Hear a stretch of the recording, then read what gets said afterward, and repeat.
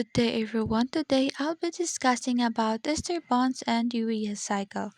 So let's proceed. Ang ester bond ay isang uri ng chemical bond na nag-uugnay sa isang carboxylic acid at isang alcohol. So paano ito nabubuo?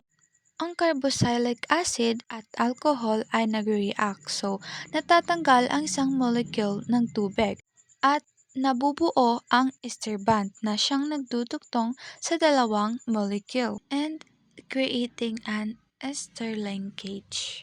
So, where do we find ester bonds? Ester bonds are very common in nature, and one of the best examples is in lipids or fat. For examples, in triglycerides, which are the main form of fat that store energy in our body. Three fatty acids attach to a glycerol molecule through ester bonds. Also, esters are responsible for fruity smells and flavors. That's why many artificial flavorings and perfumes are actually made of esters. Also, the sweet smell of banana candies or the fragrance of apple perfumes comes from ester compounds. So basically, ang ester bonds serve as the glue that holds fats together. So bakit nga ba importante ang ester bonds?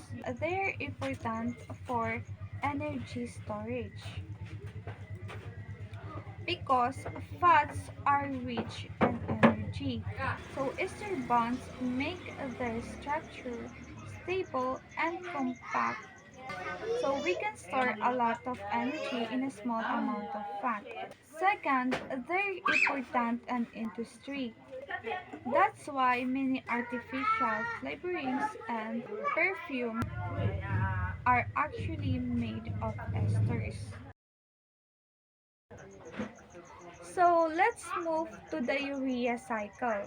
So, ano nga ba yung urea cycle? Ang urea cycle, also known as the urethane cycle. So, it is a natural process happening inside our leaves. So, ang main job nito is to remove an excess nitrogen from our body. Why? Kasi toxic yung nitrogen waste pag hindi ito tinanggal. So, bakit tayo may excess nitrogen? Kapag kumakain tayo ng protein or rich food like meat, fish, and eggs, we break down ito into amino acids.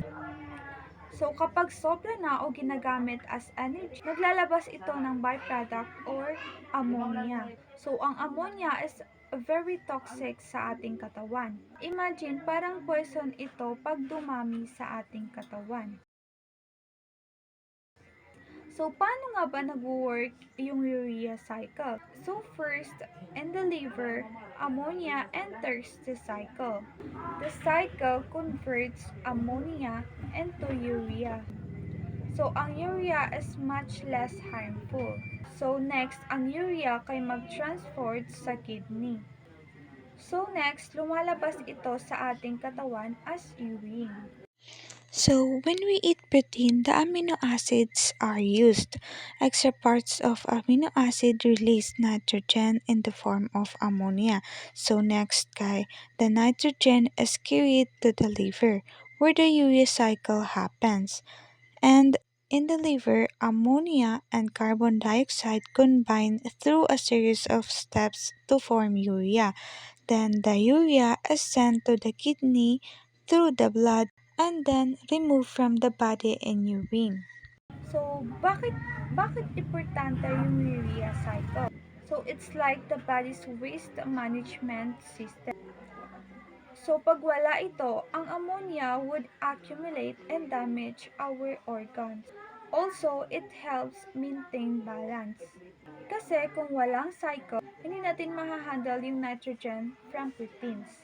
Also, in clinical importance, if someone has a problem in urea cycle, nagkakaroon ito ng metabolic disorder, leading to a serious illness. So, in short, ang urea cycle is parang natural waste disposal sa ating katawan, making sure that toxic ammonia is converted to something safer and then removed from the body through urine. So ang ester bonds kay chemical bond that connects alcohol and acids. On the other hand, ang urea cycle is the process in our liver that keep us safe by converting toxic ammonia into harmless urea, which we exert through urine. So, they're both essential. So, ang ester bonds kay mag-store og energy. So, while ang urea cycle kay i-keep us healthy and safe. So, they're both essential in the field of biochemistry and in understanding how our body works. That's all. Thank you.